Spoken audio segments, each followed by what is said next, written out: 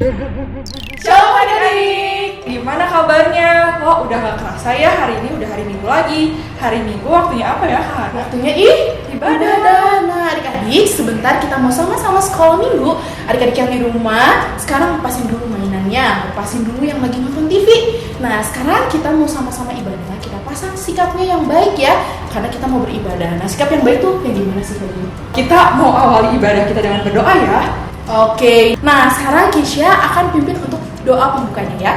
Hai semuanya, apa kabarnya? Pasti luar biasa kan? Nah, sebelum kita memulai ibadah, kita berdoa terlebih dahulu. Tuhan Yesus, sebentar kami akan memulai ibadah. Tuhan tolong pimpin supaya ibadah dapat berjalan dengan lancar. Tuhan juga tolong pimpin yang membawakan puji-pujian dan firman Tuhan. Terima kasih Tuhan Yesus, dalam nama Tuhan Yesus kami berdoa dan mengucap syukur. Amin. Dadah!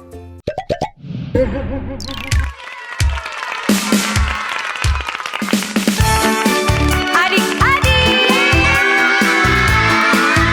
kasih Yesus itu harus makin bertambah dalamnya, lebarnya, dan tingginya.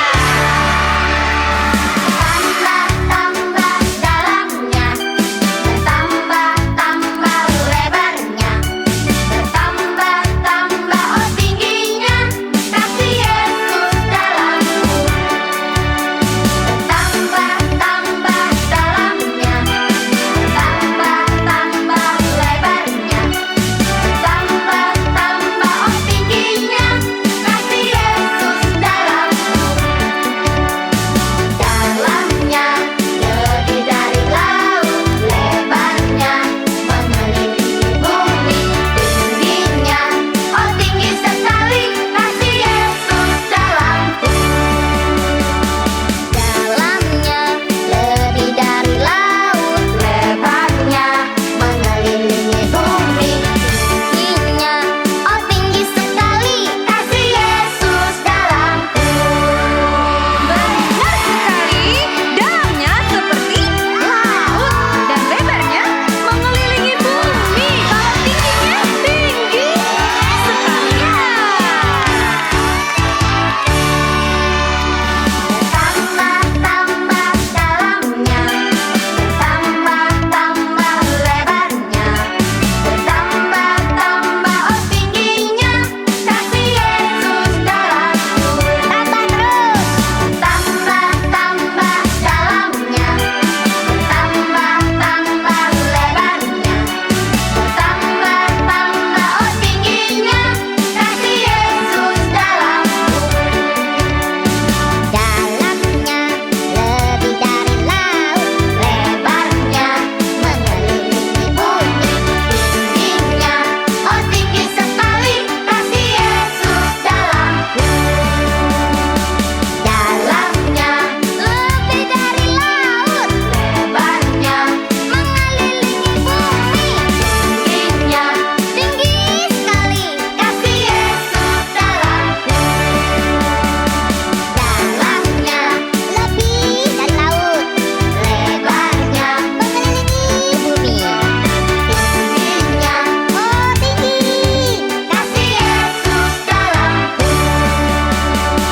Dalamnya lebih dari laut, lebarnya mengelilingi bumi, tingginya oh tinggi sekali, kasih Yesus dalamku.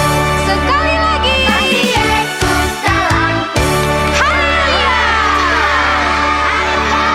Kasih Tuhan. Nah, adik-adik, hari ini judul firman Tuhannya itu adalah hikmat dalam menimbang segala sesuatu. Yuk kita ulang sama-sama ya adik-adik. 1, 2, 3. Hikmat dalam menimbang segala sesuatu. Nah adik-adik, bahan Alkitabnya diambil dari 1 Raja-Raja 3 ayat 7 sampai 15. Khususnya diambil di ayat yang ke-9. Hari ini Cici dibantuin sama Jason yang akan membacakan ayat Alkitabnya. Hai semuanya, mari kita buka Alkitab kita dalam 1 Raja-Raja 3 ayat 9. Maka berikanlah kepada hambamu ini hati yang paham menimbang perkara untuk menghakimi umatmu dengan dapat membedakan antara yang baik dan yang jahat. Sebab siapakah yang sanggup menghakimi umatmu yang sangat besar ini? Demikian firman Tuhan. Nah, adik-adik ada yang tahu siapa itu Salomo? Salomo itu biasanya disebut sebagai raja yang bijaksana. Dia juga yang menulis kitab Amsal, Pengkhotbah, Kidung Agung dalam Perjanjian Lama. Nah, adik-adik dari ayat yang tadi dibacain sama Jason itu menceritakan tentang Salomo yang waktu itu baru aja diangkat menjadi seorang raja. Nah, waktu itu dia diangkat sama raja yang sebelumnya memerintah. Siapa coba adik-adik, ada yang tahu raja sebelumnya siapa? Nah, raja sebelumnya itu namanya Raja Daud, ayahnya Salomo. Waktu itu Raja Daud sebelum meninggal, dia mewariskan tahtanya pada Salomo.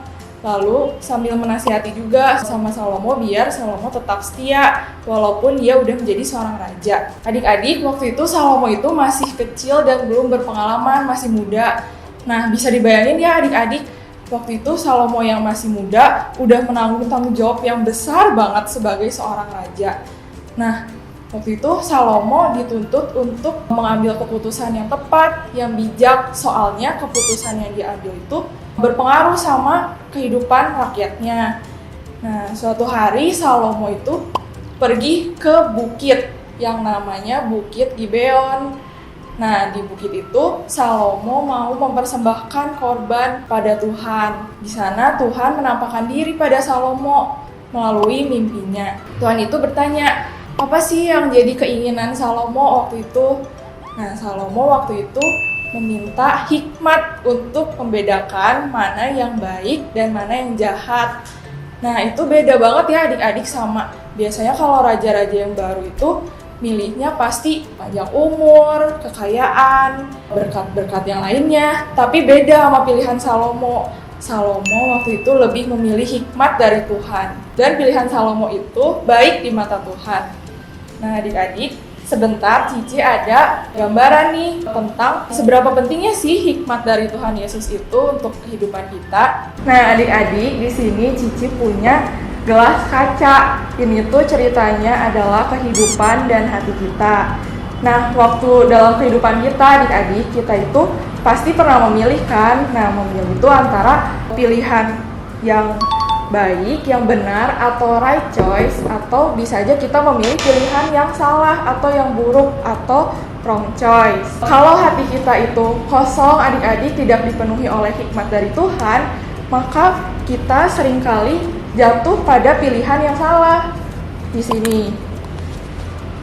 Nah, kalau misalnya adik-adik waktu ujian, tiba-tiba ada temennya yang ngajakin, ayo kita kerjasama yuk, ayo kita nyontek aja. Kalau hati adik-adik tidak dipenuhi oleh hikmat dari Tuhan, adik-adik bisa aja jatuh pada pilihan yang salah. Misalnya, ya udah aku nyontek aja biar dapat nilai yang bagus. Padahal nilainya belum tentu bagus ya adik-adik.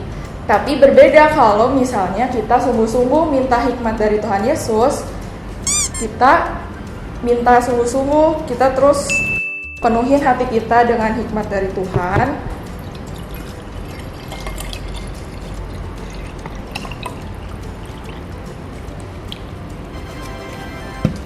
Nah, coba kita mau lihat panahnya ya.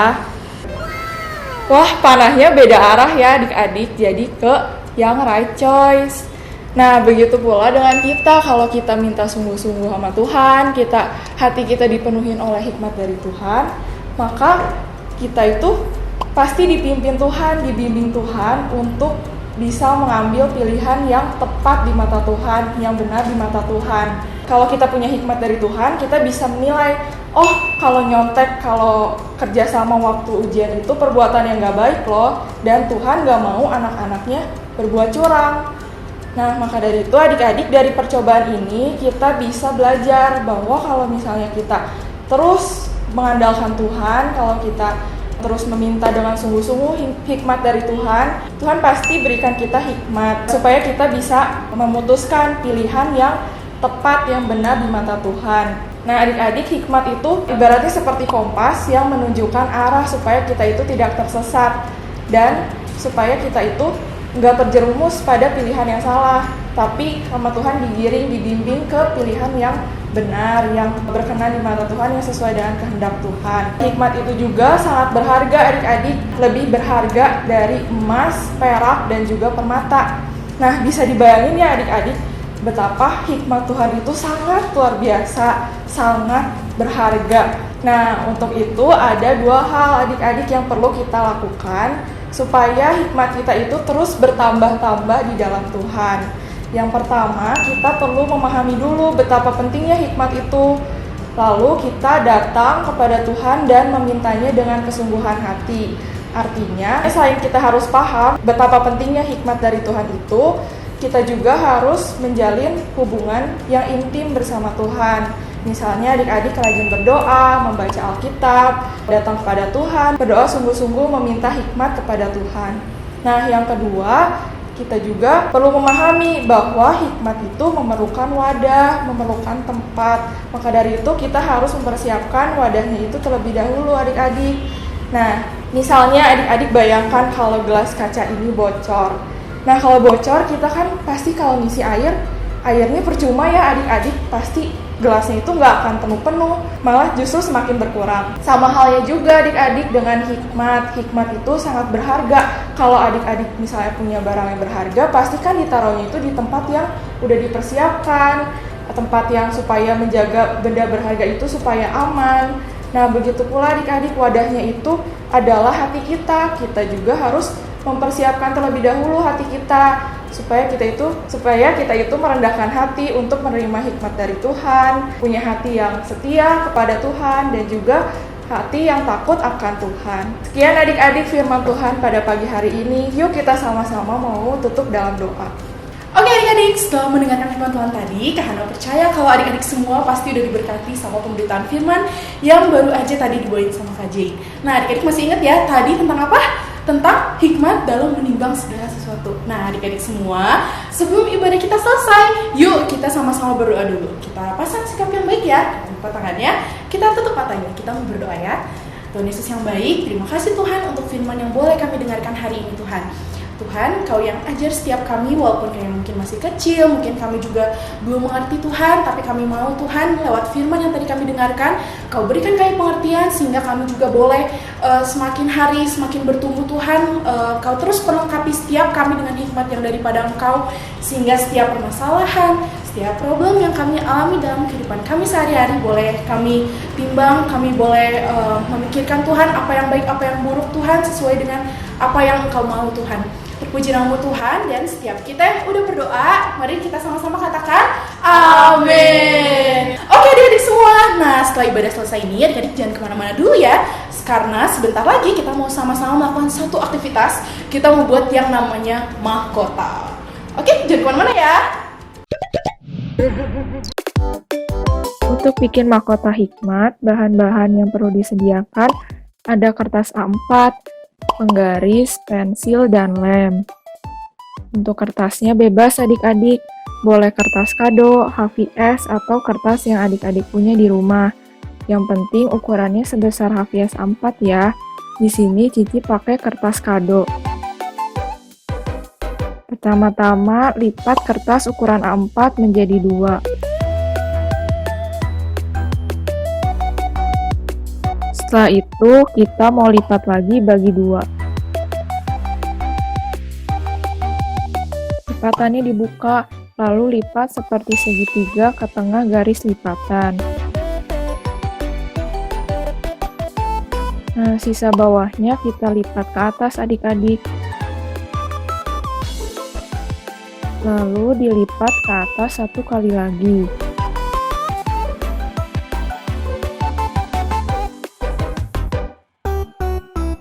Beri tanda di ujung segitiganya.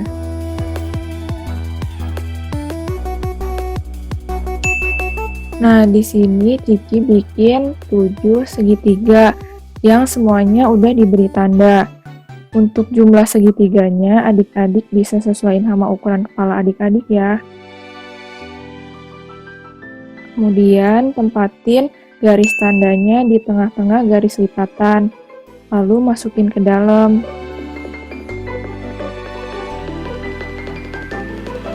Terus kita lem.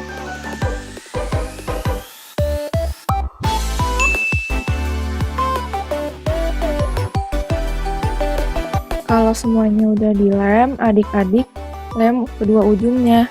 Biar lebih mudah boleh ditekuk-tekuk dulu.